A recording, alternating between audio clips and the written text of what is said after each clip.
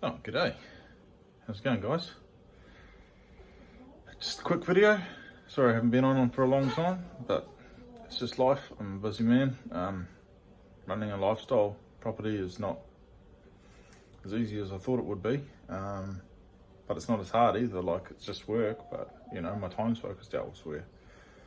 But I couldn't resist jumping on and showing you guys a new toy. So let's do that. So here it is. This is the Chainsaw Vice 2.0.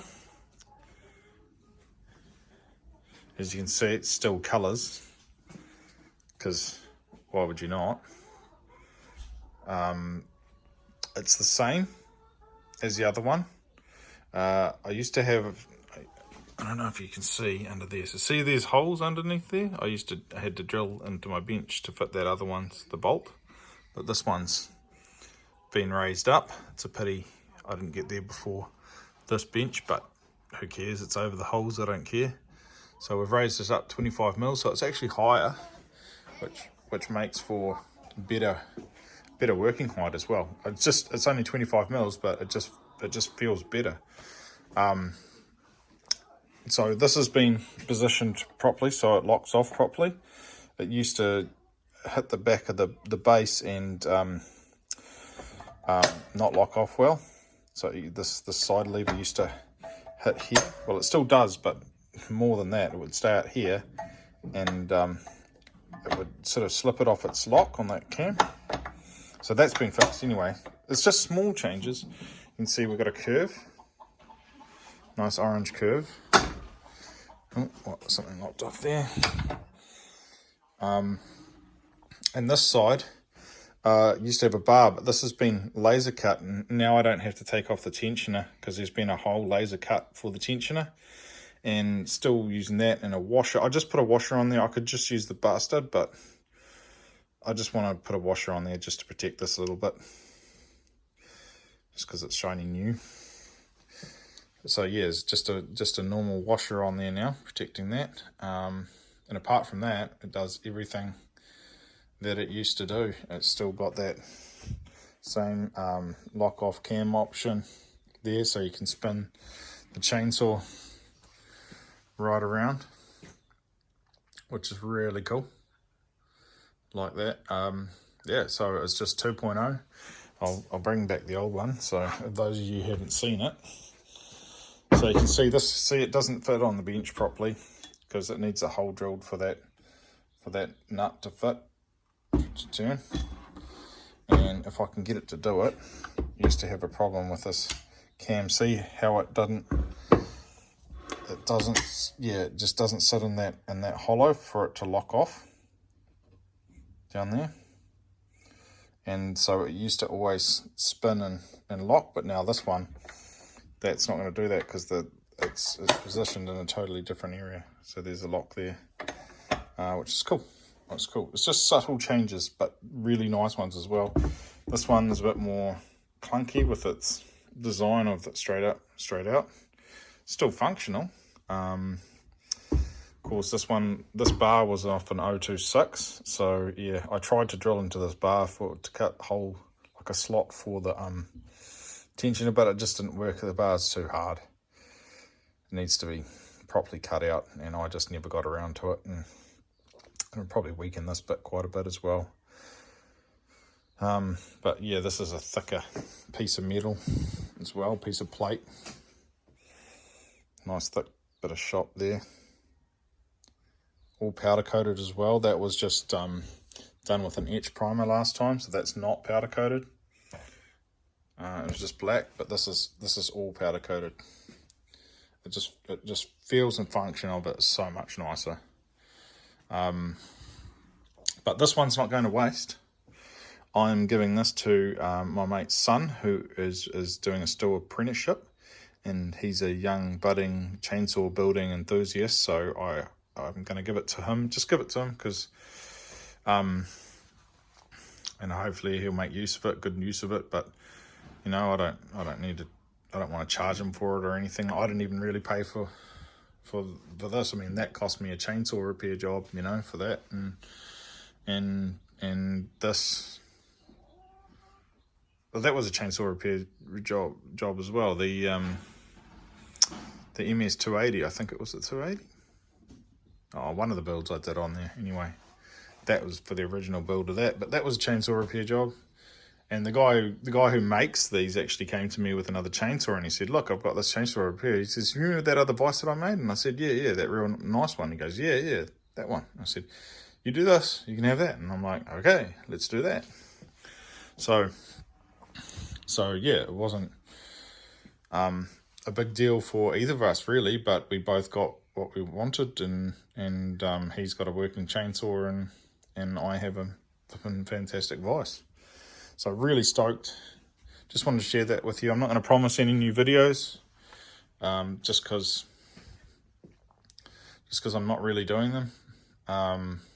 This is a 361 that I've got to strip down and put onto that one.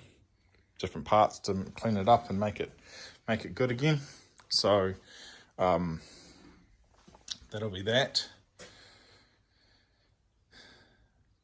But yeah, it's on there now. I've actually put it on the vise, so it'll sit there and it'll annoy me. And one night I'll just come out here and strip that down and tinker it. And I might even make a video if I'm feeling inclined. But yeah, it's been nice to have a shed as well. Sort of worked out how things are gonna go out here. I'm gonna build I'll take you down here, I suppose. I'll show you. So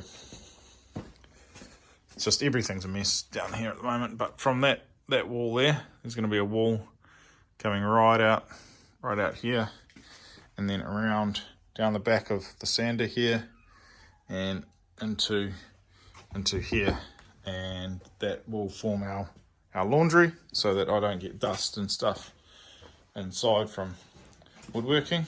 And then this will just be my shed.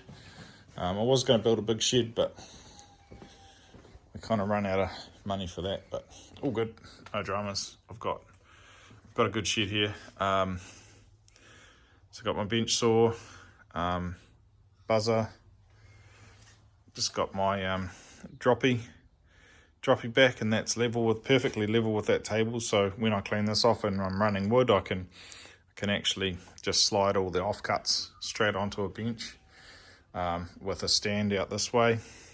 Big vacuum sucky thing, finisher, and lathe.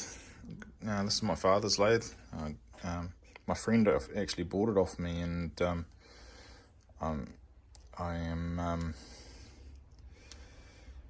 he gifted it back to me,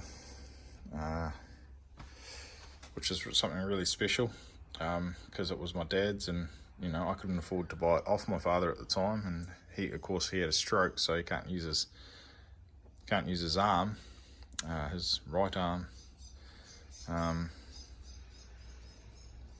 which is not cool.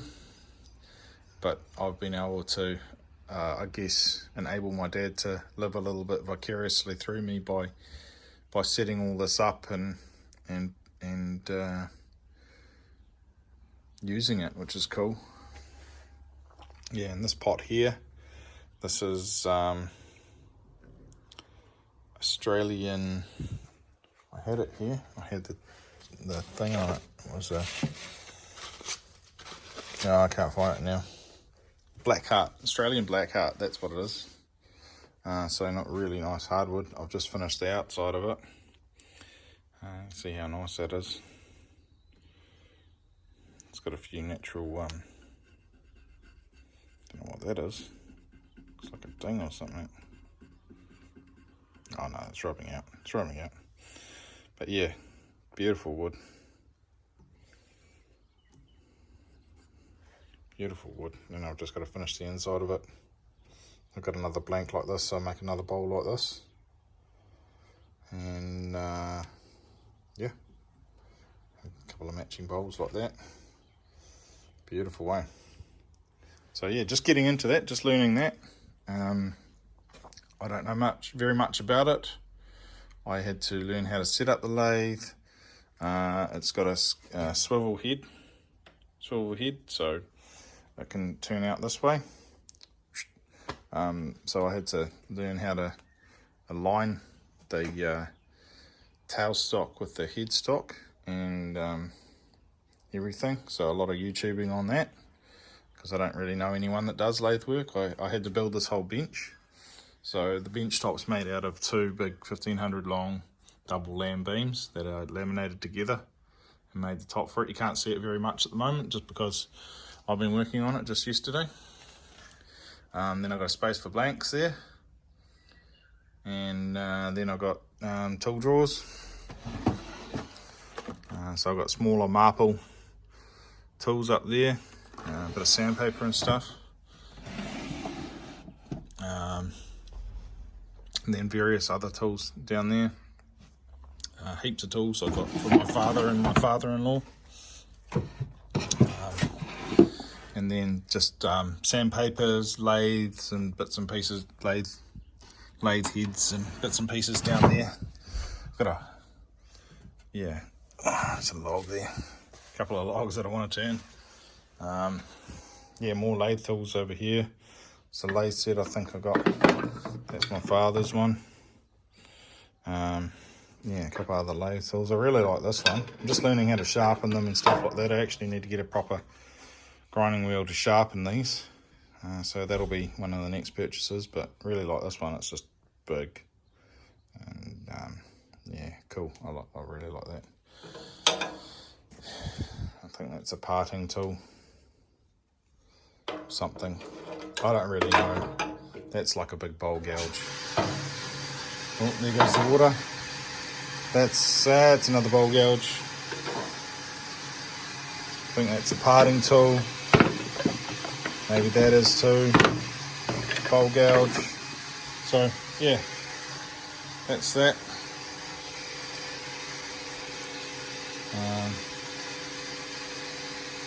So it's working really well for the small space that I have.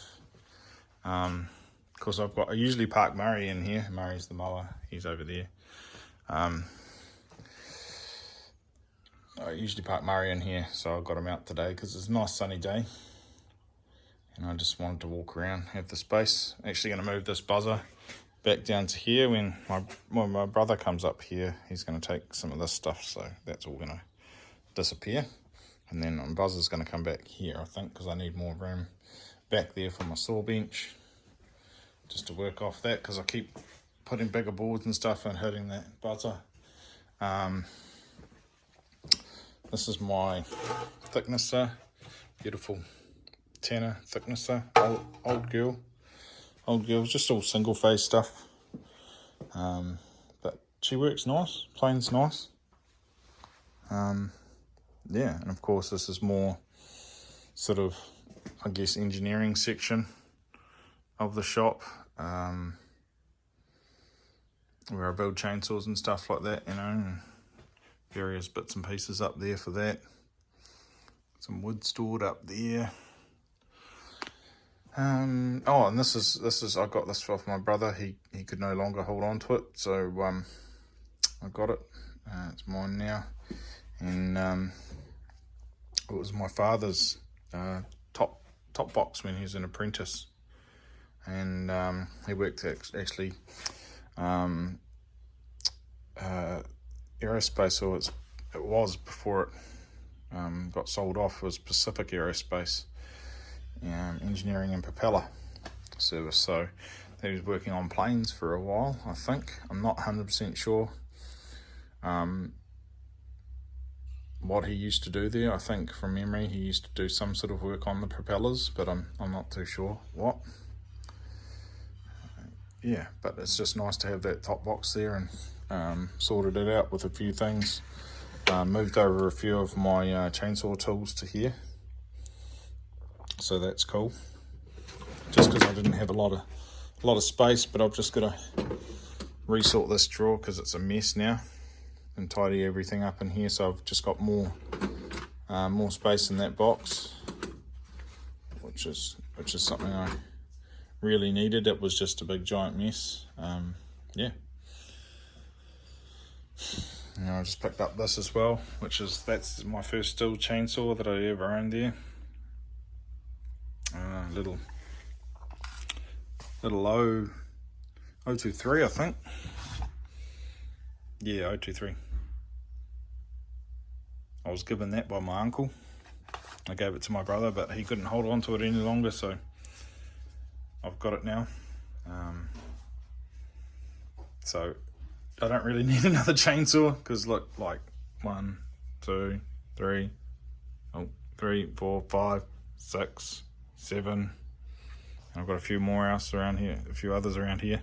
Did sell my toppy though.